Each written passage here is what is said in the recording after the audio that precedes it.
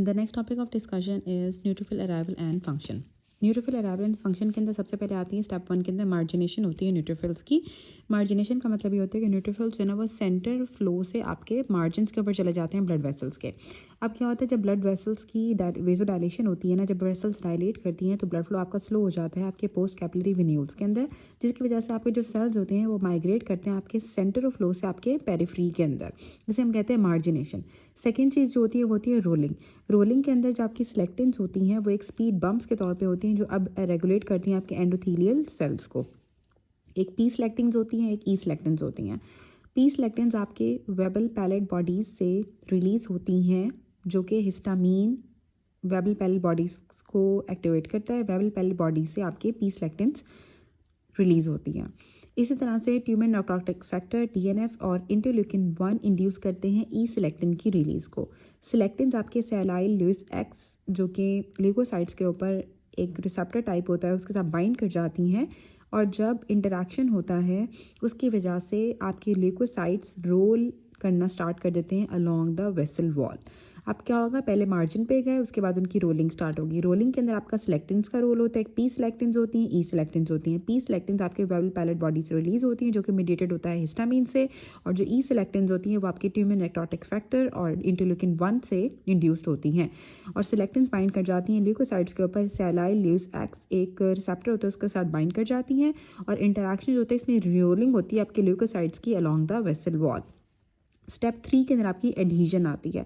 Adhesion के अंदर आपके दो तरह के मॉलिक्यूल्स होते हैं, एक आई कैम होता है और आपका वी कैम होता है। सेलुलर एडहीजन मॉलिक्यूल्स होते हैं ICAM and VCAM, जो कि अप रेगुलेट हो जाते हैं आपके एंडोथेलियम से by the tumour necrotic factor 1 and interleukin 1 से। इंटरल्यूकिन 1 से और ट्यूमर नेक्रोटिक फैक्टर से ये भी अप रेगुलेट होते हैं, और आपकी सेलुलर एडहीजन्स मॉलिक्यूल्स होते हैं ये अप रेगुलेट हो जाते हैं इंटरल्यूकिन 1 से और TNF से।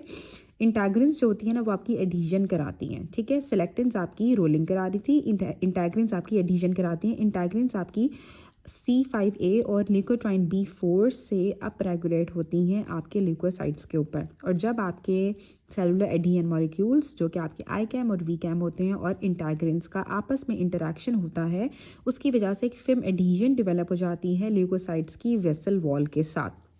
अब एक सिंड्रोम होता है जिसे हम कहते हैं कि leukocyte adhesion deficiency. Leukocyte adhesion deficiency most commonly एक ऑटोसोमल रिसेसिव डिफेक्ट होता है इंटैग्रिन्स का, जिसमें CD18 सब यूनिट का डिफेक्ट होता है, इंटैग्रिन्स का डिफेक्ट होता है, जिसके वजह से ल्यूकोसाइट एडहेयर नहीं करते हैं। इसे हम कहते हैं ल्यूकोसाइट एडहीजन डेफिशिएंसी, और इसमें इंटैग्रिन्स का डिफेक्ट होता है। क्लिनिकल फीचर्स में डिलेड सेपरेशन होती है आपकी अम्बिलिकल कॉर्ड की, इंक्रीज सर्कुलेटिंग न्यूट्रोफिल्स हो जाते हैं due to impaired adhesion of marginated pool of leukocytes. अब जो मार्जिनेटेड पूल होता है उसकी इम्पेयर्ड एडहीजन की वजह से आपके सर्कुलेटिंग न्यूट्रोफिल्स ज़्यादा हो जाते हैं, अम्बिलिकल कॉर्ड की डिलेड सेपरेशन होती है, और रिकरेंट बैक्टीरियल इन्फेक्शंस हो जाती हैं, लेकिन पस फॉर्मेशन नहीं होती है क्योंकि सर्कुलेटिंग न्यूट्रोफिल्स ज़्यादा हैं लेकिन आपके वैसे वर्क नहीं कर रहे होते तो आपकी पस फॉर्मेशन नहीं होती है।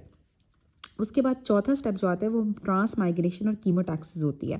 पहला स्टेप हमने पढ़ा था मार्जिनेशन, सेकंड स्टेप हमने पढ़ा रोलिंग, थर्ड स्टेप हमने पढ़ा एडहीजन, चौथा स्टेप है आपका ट्रांस माइग्रेशन एंड कीमोटैक्सिस।